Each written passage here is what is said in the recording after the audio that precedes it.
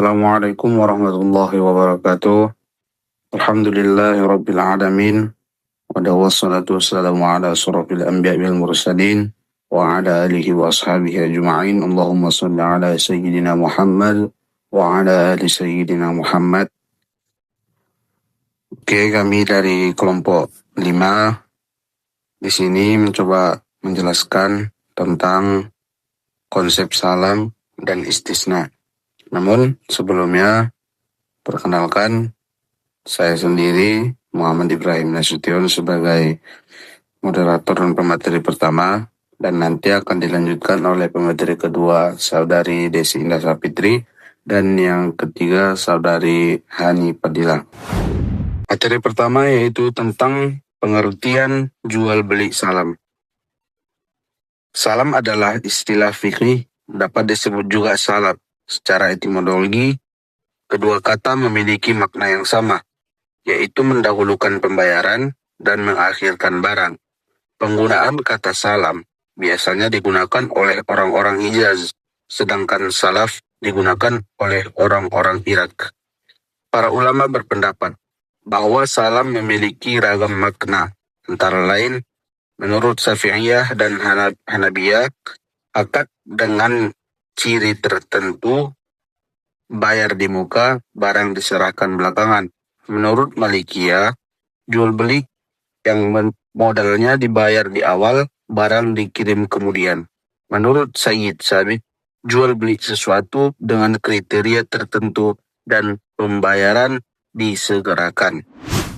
Dari beberapa definisi dapat disimpulkan bahwa jual beli salam adalah transaksi jual beli yang pembayarannya dilaksanakan ketika akad berlangsung dan penyerahannya dilaksanakan di akhir, ketika sesuai dengan perjanjian yang disepakati oleh penjual dan pembeli.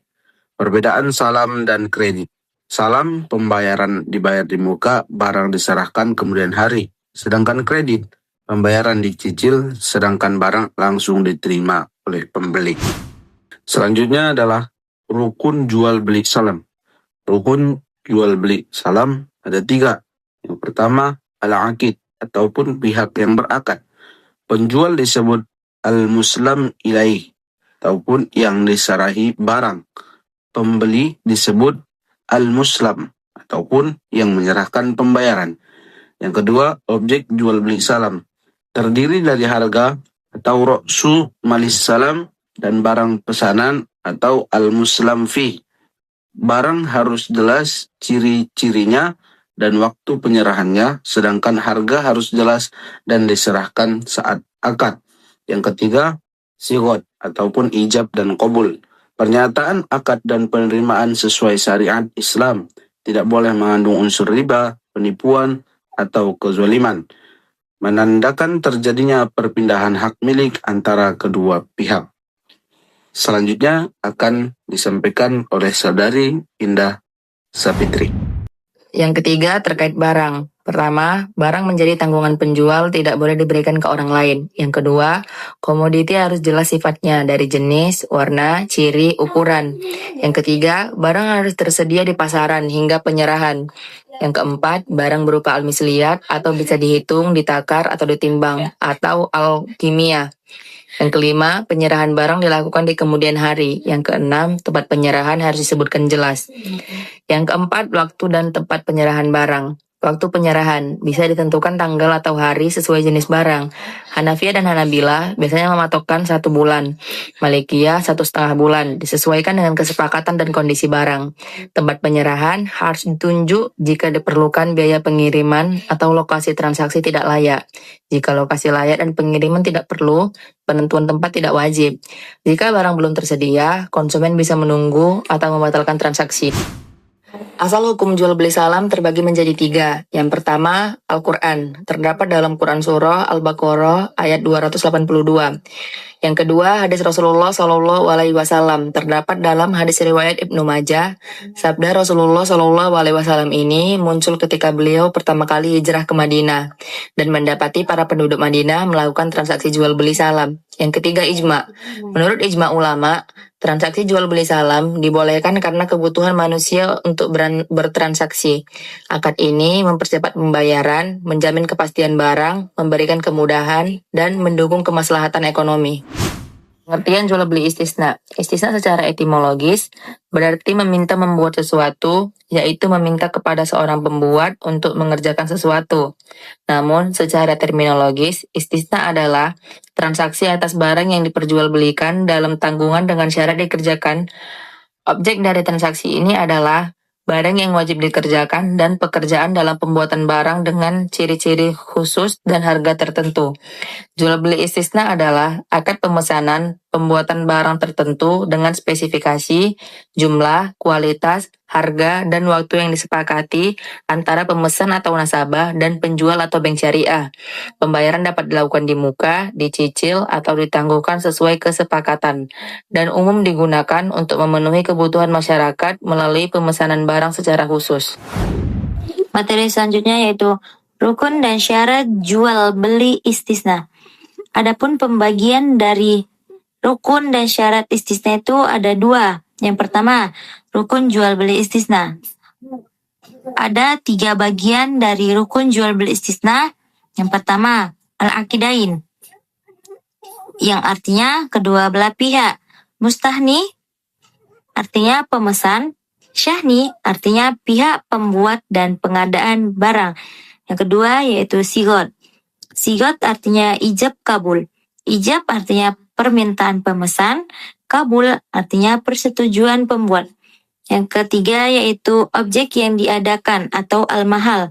Barang atau sesuatu yang disepakati wajib dibuat sesuai pemesanan. Bagian kedua yaitu syarat jual beli istisna. Adapun 6 syarat jual beli istisna. Yang pertama, kesepakatan kedua pihak. Akad mengikat setelah mustahni dan syahni sepakat mengenai jenis, jumlah, dan spesifikasi barang. Yang kedua, barang bisa dibuat. Objek akad belum ada, tapi bisa diproduksi sesuai pemesanan. Yang ketiga, spesifikasi jelas. Bahan, ukuran, bentuk, warna, dan kualitas harus rinci. Yang keempat yaitu waktu dan tempat. Pelaksanaan akad sesuai kesepakatan.